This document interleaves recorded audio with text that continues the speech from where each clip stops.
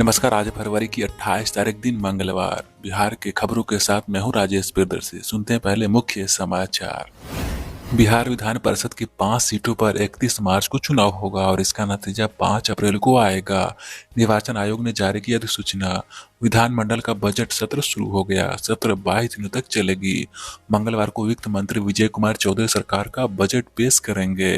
सेना भर्ती की अग्निपथ योजना को चुनौती देने वाली याचिका दिल्ली हाईकोर्ट में खारिज हो गई।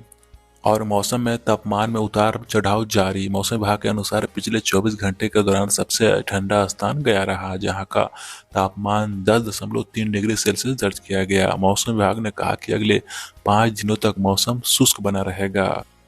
श्रोताओं, समाचार विस्तार से जानने से पहले नीचे दिए गए कमेंट बॉक्स में लिखकर यह बताएं कि आप किस जिले से हैं और वीडियो को लाइक भी करें। अब समाचार विस्तार से। उप मुख्यमंत्री तेजस्वी प्रसाद यादव ने कहा कि विधायक सुधाकर सिंह पर कार्रवाई को लेकर पार्टी अध्यक्ष लालू प्रसाद यादव जल्द निर्णय लेंगे। सोमवार को मीडिया से बातचीत में उन्होंने कहा कि पार्टी निर्देश के बावजूद सुधाकर सिंह बार बार बयान दे रहे हैं। मुख्यमंत्री इसको लेकर ये बातें बोल रहे हैं। बिहार विधान परिषद के 2 शिक्षक निर्वाचन क्षेत्र और 2 स्नातक निर्वाचन क्षेत्र के लिए द्विवार्षिक आम चुनाव और सारण शिक्षक निर्वाचन क्षेत्र के उपचुनाव को लेकर 31 मार्च को मतदान होगा। निर्वाचन आयोग ने चुनाव को लेकर कार्यक्रम सोमवार को जारी कर दिया। इनमें सारण व गया स्नातक निर्वाचन क्षेत्र तथा गया व कोसी शिक्षक निर्वाचन क्षेत्र का द्विवार्षिक चुनाव होगा। इन सीटों के सदस्यों का कार्यकाल 8 मई 2023 को समाप्त होने वाला है, जबकि सारण शिक्षक निर्वाचन क्षेत्र की सीट केदारनाथ पांडे की आकस्मिक मृत्यु के कारण रिक्त हुई है। आरा में रविवार को वीर कुंवर सिंह यूनिवर्सिटी के जमीन 3 खंडों में होने से बचाने की मांग को लेकर अखिल भारतीय विद्यार्थी परिषद कार्यकर्ताओं के विरोध के बाद एक वार्ता में केंद्रीय मंत्री आर.के. सिंह ने कहा कि हम नॉर्मल नेता नहीं है, पीएम को इस्तीफा दे चुके थे, उन्होंने समझाया तो हम माने। आर.के. सिंह का ये वीडियो अब वायरल हो रहा है। विधानमंडल का बजट सत्र शुरू हो गया है। विधानसभा परिसर में एक तरफ हंगामा शोर शराबा का नजर दिखा तो दूसरी ओर मुख्यमंत्री नीतीश कुमार और डिप्टी सीएम तेजस्वी यादव का स्वागत किया गया। भाकपा माले की ओर से भी केंद्र सरकार की नीतियों के खिलाफ प्रदर्शन किया गया। राजद सुप्रीमो लालू यादव की मुश्किलें बढ़ती दिख रही है। नौकरी के बदले जमीन मामले में कोर्ट ने सोमवार को उन्हें समन भेजा है। इस मामले की जांच सीबीआई कर रही है। सीबीआई ने इस मामले में चार्जशीट दाखिल कर दी है। चार्जशीट दाखिल होने के बाद राउज एवेन्यू कोर्ट ने लालू प्रसाद यादव, राबड़ी देवी और मीसा भारती समेत 14 लोगों को समन जारी किया है। लालू यादव जब रेल मंत्री थे तब उन पर नौकरी के बदले जमीन लेने का आरोप है। इस सिलसिले में कई पटना से दिल्ली तक छापेमारी हो चुके हैं। सूत्रों के अनुसार राजद सुप्रीमो लालू प्रसाद यादव, राबड़ी देवी, मीसा भारती समेत कुल 14 लोग इस मामले में आरोपित बनाया गया है। जमीन के बदले नौकरी देने के मामले में राउज एवेन्यू कोर्ट ने इन लोगों को कोर्ट ने समन जारी किया है। लालू, राबड़ी, उनकी बड़ी बेटी मीसा भारती को समन जारी किया गया है। समन में 15 मार्च को कोर्ट में पेश होने का आदेश दिया गया है। इन सभी लोगों को अब कोर्ट से जमानत लेनी होगी। जानकारी के मुताबिक पटना में 3 सेल डीड राबड़ी देवी के नाम है, जो 2 डीड फरवरी 2008 की है, जिसमें से 3375 और 3375 वर्ग फीट के 2 प्लॉट हैं। तीसरी सेल डीड 2015 की है, जिसमें 1360 वर्ग फीट का एक प्लॉट है। इसके अलावा पटना में ही 2007 की एक सेल डीड लालू की बेटी मीसा भारती का नाम है, जिसमें से 80,905 वर्ग फीट का प्लॉट दिया गया है। पटना में ही 2 गिफ्ट डीड लालू की बेटी हेमा यादव के नाम है, जिनमें से हेमा यादव को 3375 वर्ग फीट का एक प्लॉट दिया गया है। दूसरा 3375 वर्ग फीट का प्लॉट 2014 में हेमा यादव को गिफ्ट किया गया था। एक डीड इक्के यूनिवर्सिटी नाम की कंपनी के नाम किया गया है, जिसमें 9,527 वर्ग फीट का प्लॉट दिया गया है। बाद में इस कंपनी की डायरेक्टर राबड़ी देवी बन गई। गौर करने की बात यह है कि जिन लोगों ने या जिनके परिवार वालों ने लालू प्रसाद के वालों को ये जमीन दिए हैं, उन सबको लालू यादव के मंत्री रहते हुए रेलवे की नौकरी दी गई है। बिहार विधान परिषद की 5 सीटों पर चुनाव कराए जाने को लेकर अधिसूचना जारी कर दी गई है। इन 5 पदों के लिए चुनाव की तारीख 31 मार्च तय की गई है। इसको लेकर अब परिषद में पहुंचने के लिए 5 निर्वाचन क्षेत्रों से दर्जनों प्रत्याशियों ने अपनी प्रारंभिक तैयारी आरंभ कर दी है। 5 सीटों का चुनाव क्षेत्र राज्य के 26 जिलों में फैला हुआ है। इससे देखते हुए प्रत्याशी अपने हर जिले और प्रखंड में संपर्क साधने में जुट गए हैं। आयोग ने बिहार विधान परिषद के 2 स्नातक एवं 2 शिक्षक निर्वाचन क्षेत्र के साथ ही द्विवार्षिक निर्वाचन तथा सारण शिक्षक निर्वाचन क्षेत्र से बिहार विधानसभा परिषद के उप निर्वाचन कराने का निर्णय लिया है। भारत निर्वाचन आयोग की तरफ से अधिसूचना जारी कर दिया गया है। इसमें बताया गया है कि बिहार विधान परिषद के स्नातक और शिक्षक निर्वाचन कोटे से खाली 5 सीटों के लिए चुनाव 31 मार्च को करवाए जाएंगे। इसको लेकर अधिसूचना 6 मार्च को जारी कर दी जाएगी। इसको लेकर नॉमिनेशन की अंतिम तारीख 13 मार्च तक दी गई है, जबकि स्क्रूटनी की तारीख 14 मार्च तय की गई है। 16 मार्च तक प्रत्याशी नाम वापसी कर सकते हैं। वहीं मतों की गणना 5 अप्रैल को की जाएगी। वोटिंग का समय 8 बजे से लेकर के शाम 4 बजे तक निर्धारित किया गया है। बिहार विधानसभा परिषद के अंदर 4 एलएलसी का कार्यकाल 8 मई को खत्म हो रहा है, जिसमें से सारण स्नातक क्षेत्र से वीरेंद्र नारायण यादव का नाम सबसे पहले है।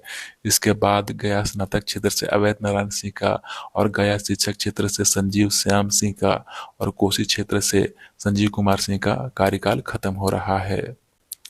बिहार में ग्रीन फील्ड एयरपोर्ट बनाने को लेकर जो चल रही सुनवाई के दौरान पटना हाईकोर्ट ने सोमवार को एयरपोर्ट की सुरक्षा से जुड़े मामलों पर सरकार से जवाब मांगा है।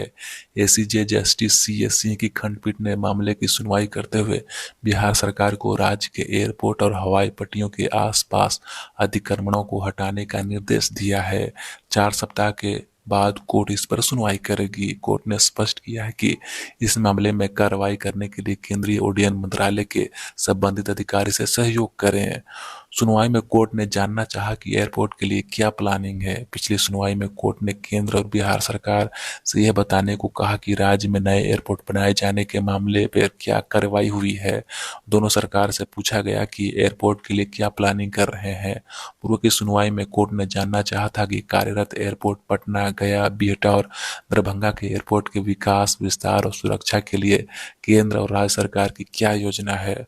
बहुत सारी सुविधाओं की कमी है। एयरपोर्ट निर्माण के लिए और क्या क्या किया जा रहा है।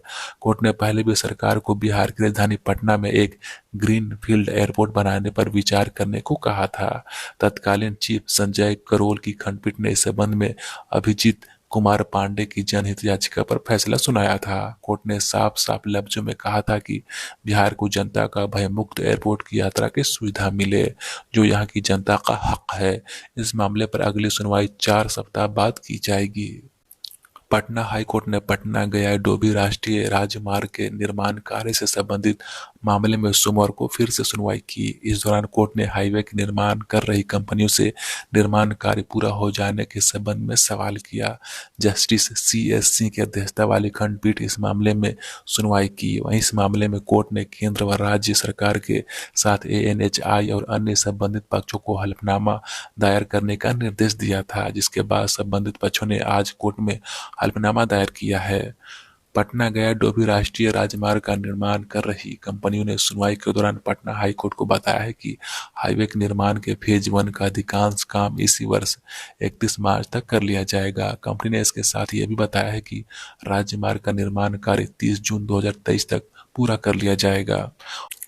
दिल्ली में अरविंद केजरीवाल सरकार के शिक्षा मंत्री मनीष सिसोदिया आबकारी नीति घोटाले में उलझ गए और 8 घंटे की पूछताछ के बाद रविवार को CBI ने उन्हें गिरफ्तार कर लिया। कथित भ्रष्टाचार के आरोप में फंसे शिक्षा मंत्री की गिरफ्तारी ने बिहार की सियासत में भी उबाल ला दिया है। उप मुख्यमंत्री तेजस्वी यादव ने इस गिरफ्तारी पर बड़ी प्रतिक्रिया दी है। दिल्ली के शिक्षा मंत्री मनीष सिसोदिया की गिरफ्तारी पर बिहार के उप मुख्यमंत्री तेजस्वी यादव ने ट्वीट कर अपनी राय रखी है। तेजस्वी यादव ने लिखा है कि दिल्ली के शिक्षा मंत्री की गिरफ्तारी आश्चर्यजनक नहीं है। उन्होंने भाजपा के ऊपर हमला बोला और आरोप लगाया है कि भाजपा के शासन में भी CBI, ED जैसी संस्थाएं अब स्वायत्त नहीं रही है, बल्कि बीजेपी की अनुषंगिक संगठन बन चुकी है।